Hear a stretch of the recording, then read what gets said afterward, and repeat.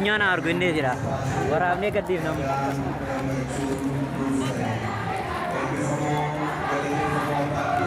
isa wala labara waraab taam intina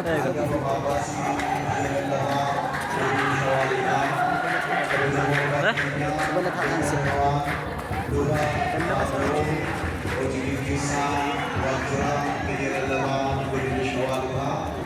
Kabajamuu abbaa keenya maqaa walitti duba darajee barreessaa waraanaa biyya lallabaa godina Shawaa Lixaa.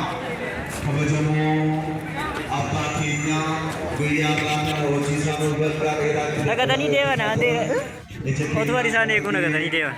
Malaaka Meentiraat Qomoos abbaa godina Shawaa Lixaa. Kabajamtoota hojjettoota waajjira biyya lallabaa godina Shawaa Lixaa. Kabajamtoota hojii geggeessitoota Adibaaraatii jirtu Waaqayyo abbaan keenya Waaqayyo uumaan keenya Waaqayyo qorichi keenya biyya nagaa qabu keessa Waaqayyoodhaaf galanne haa ta'u. Kaayyoon diinaa kaayyoon daabiloos karaatti hafe yaadni ijoollee Waaqayyo bakka ga'e galateeffadhaa. Ijoollota magaalaa Amboof naannoo ishee galanne Waaqayyoodhaaf haa ta'u. Haati keenya qulqulleetti dubaroo Maariyaamiin kadhannaa isheetiin yeroo hundumaa kan nu bira dhaabattu akka diina keenya akka daabiloos osoo hin taane kadhannaa isheetiin gammachuun magaalaa Ambootiif ta'eera waan ta'eef irra deebi'aa haadha keessa qulqulleetti dubaroo Maariyaamiidhaaf galata galchaa fi hundi keessan. Gabaabsinee sagalee Waaqayyoo walii wajjiniin barannaa. Nuti dhaabbannee dubbannaa kan hojjetan lafa jiru dafqa isaanii kan itti dhangalaasan kan itti arrabsaman kan itti jibbaman kan itti agabuu bulan kan itti hidhaman kan itti tuffataman abboonni warri hojiidhaan wangeela Kiristoos lallabanii isaan jiru. Nuyi warra egaa eebba Waaqayyo argachuudhaaf waltajjii kanarra dhaabbateedha. Wangeela hojiidhaan kan agarsiisan jiru dhugumatti jiru. Magaalaa Amboo keessa wangeela hojiitti kan agarsiisan wangeela hojiitti kan hiikan mana Waaqayyoo kan fakkeessan jiru. Abbootii dhugaa abbootii duukamoota duukaa bu'an abbootii hojii Kiristoosii fidhatanii ka'an qabdu. Galata galchaa irra deebi'aa Waaqa kanaaf galanne haa ta'u. Kitaaba seenaa baraa isa lammaffaa boqonnaa 7 lakkoofsa 12 sagalee Waaqayyoo jiruun isiniif dubbisee egaa haalli qilleensaas Waaqayyoodhaaf galanna ta'u. Amma sabala kana fayyisaa addunyaatu gad isinii naqeef gaariidha moo gaarii miti? Gaariidha. Mee galateeffadhaa mee isuma dhugumaan isinitti himaa. Sabala isaa gad isinii naqe akkuma lubni tokko mana namaa gaafa seenu mana namaa bishaaniin eebbisu kunoo fayyisaan addunyaa ijoollee koo jedhee sabala isaa samiirraa gannuu naqedha. Mee warri gammaddan qofti galata galcha. Ani kutaa kitaabaa kana qofa isinii dubbiseetanii gammachuu keenya wal dhageessisne sagantaan inni guddaan immoo guyyaa borii sin jira guyyaa wixataa sin jira waan ta'eef guyyaa sanas geenyee nama sagalee Waaqayyoo biratu Waaqayyoon dhufa keenya nu haa taasisu. Akkana jedha ani kadhata kee dhaga'eera manni qulqullummaa kunis iddoo itti anaaf aarsaa dhiyeessan akka ta'uuf fo'adheera jedha. Irran isiniif deebi'a. Ani kadhannaa kee dhaga'eera manni qulqullummaa kunis iddoo itti anaaf aarsaa dhiyeessan akka ta'uuf fo'adheera qulqulleeffadheera jedha.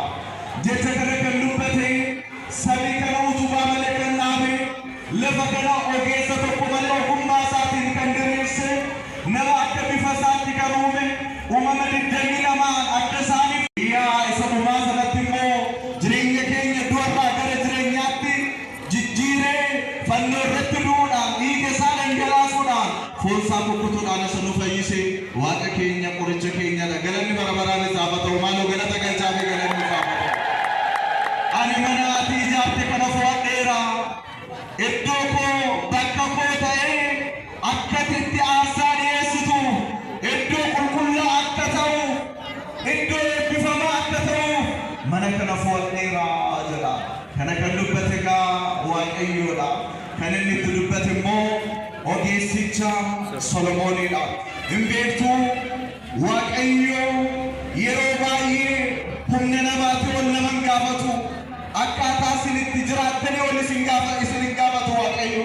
Beekumsa keessanii ol, qabeenya keessanii ol, jireenya keessanii ol isin gaafatu Waaqayyo. Waanuma humna keessaniitiin akka isin isa gammachiistan barbaada.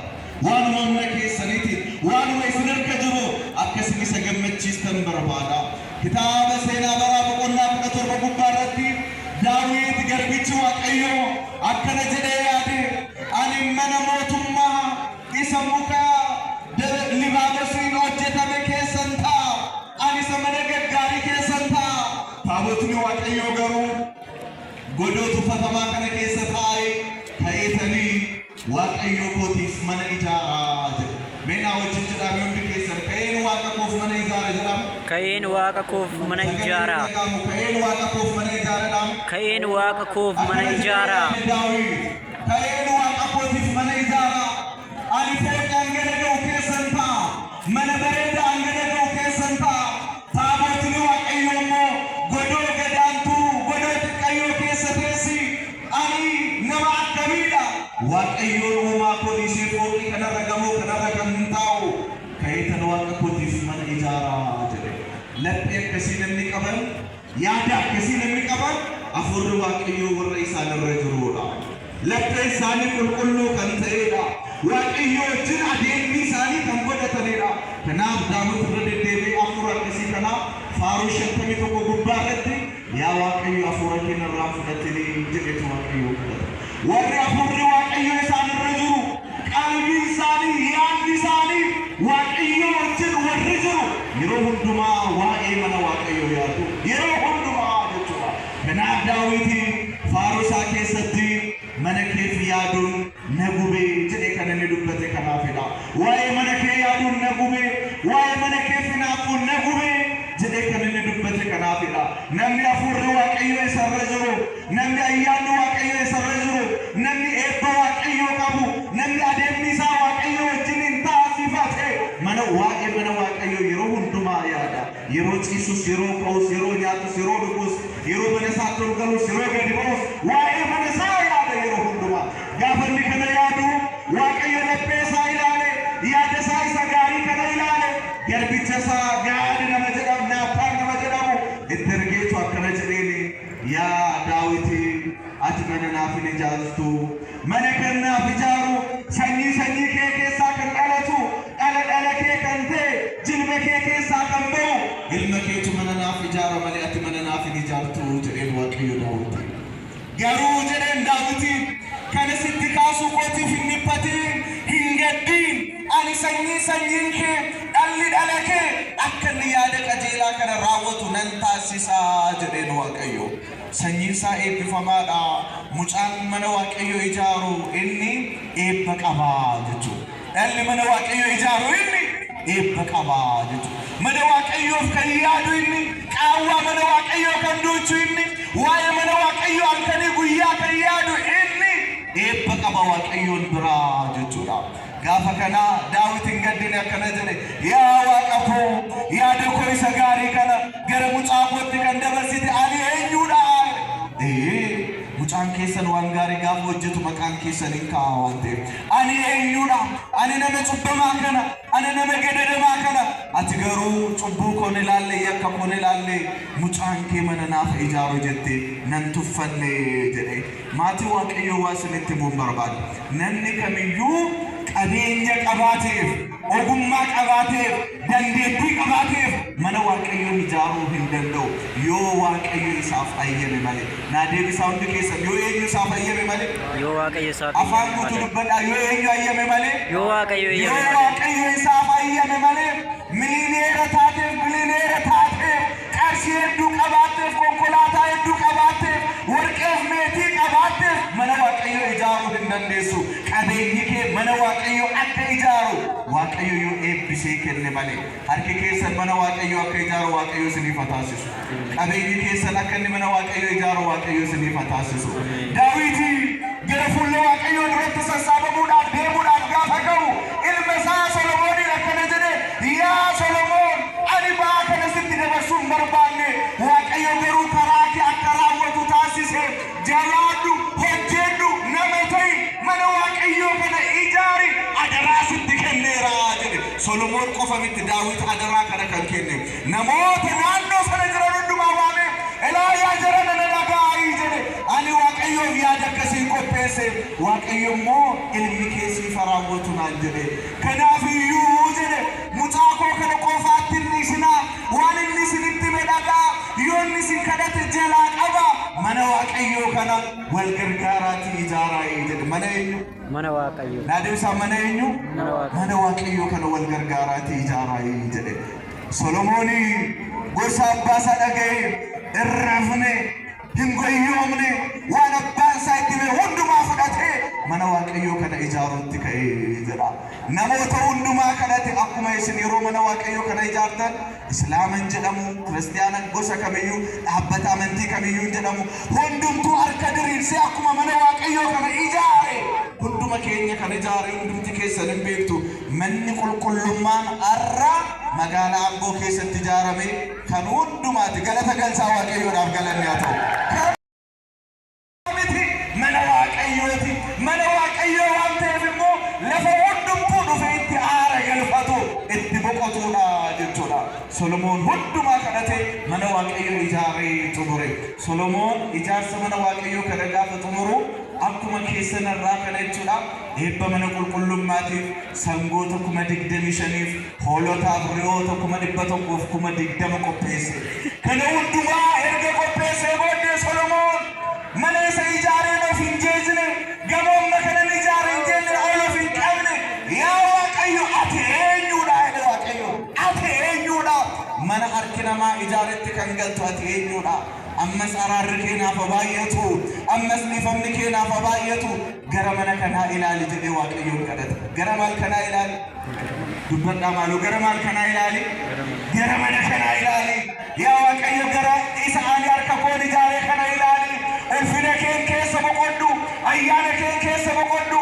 araara keetiin keessa boqodhu jedhe yeroo Solomoon kadhannaa kana godhee raawwatu abiddi samiirraa gad bu'ee aarsaa Solomoon qopheesse sana gubee fudhatee jedhe galata galsaa waaqayyoodhaaf galanni haa ta'u isa booddee waaqayyo Solomooniin akkana jedhe yaa Solomoon ani kadhannaa kee dhaga'eera jedhe maal kee dhaga'eera dubbadhaa maal kee dhaga'eera kadhannaa kee dhaga'eera kadhachaa turtanii abbootii baay'een kadhachaa turtanii luboonni kadhachaa turtanii daaqoloonni kadhachaa turtanii haadholii abbooliin kadhachaa turtanii baga waaqayyo kadhannaa keessan isinii dhaga'e isuma dhugumaatti galata galsaa jedhaa waaqayyoodha diinni eebba mana kanaa karaatti hambisuudhaaf dhagaan hin kaasin hin jiru maati waaqayyo diinni eebba mana kanaa xiqqeessuudhaaf dhagaan hin darbatin hin jiru dhagaan nutti darbate daabboo nu taasise eebba keenya gammachuudhaan raawwanne kana kan caale jira mee galata galsaame waaqayyoodha kana kan caale hin jiru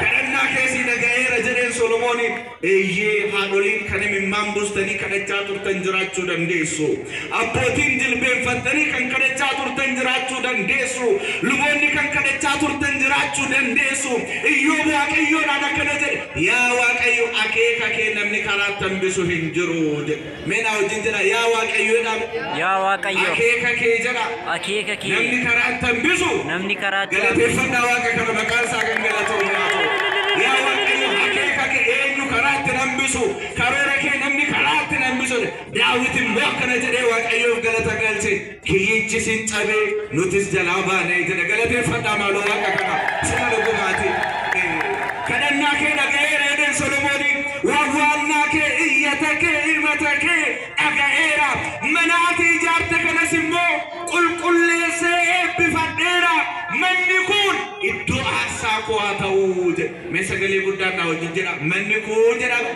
kun iddoo aarsaa waaqayyooti iddoo aarsaa eenyuuti galateeffadhaa waaqa kana galanni bara baraan mana atitti dadhabdee ijaarte kana mana atitti humna kee beekumsa kee hundumaatti fitte kana iddoo aarsaa koo akka ta'uuf bakka itti galateeffamu akka ta'uuf bakka keessa jiraadhu akka ta'uuf bakka itti kadhatamu akka ta'uuf mana ati ijaarte kanaaf eebbisee qulqulleessee fo'adheera jedheen Solomooniin kana duwwaan jenneen yaa Solomoon mana ati ijaarte kanaa jedheen mana ati ijaarte kana yeroo hundumaa gurrikoos ijikoo achilaalaa jedheen waaqayyo galanni waaqaa fata'u mana kanarra gurra waaqayyo fi ija waaqayyo jiraachuu galata galchaame isuma dhugumaan manaati ijaarte kanarra jedheen ijikoo barabaraan achilaalaa gurrikoos barabaraan gara kadhannaa achitti godhamuu dhaggeeffataa jedheen baga gammadani maatii waaqayyo